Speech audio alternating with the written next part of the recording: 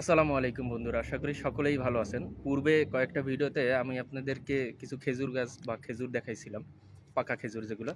আজকে একটা নতুন খেজুরের সন্ধান পাইছি, যেখানে দেখতেছি আসলে আমি 4-5টা খেজুর খাওয়ার পরেও আসলে খেজুরের ভেতরে কোনো বিচি নাই।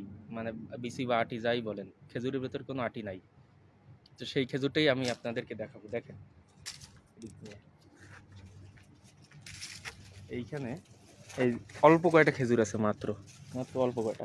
এখানে একটা হালকা গাছ পাকা আছে, এই গাছ পাকাটা খেজুরটাই আমি আপনাদেরকে দেখাচ্ছি। দেখেন এই খেজুরটাতে কোনো প্রকার বিচি নেই, আমি কেটে দেখাচ্ছি। এই যে কোনো বিচি নেই, এই খেজুরটাতে কোনো বিচি নেই, খেতেও খুবই সুস্বাদু। বিসমিল্লাহ।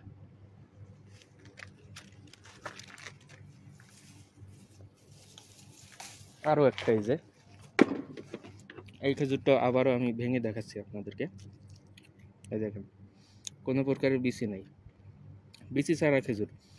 আপনারা হয়তো পূর্বে অনেকেই দেখছেন এই এই ধরনের খেজুর, কিন্তু আমি এটা প্রথম দেখতেছি এবং আপনাদেরকেও দেখানোর চেষ্টা করছি। যারা দেখেন নাই তারা তো এখন দেখে নিলেন।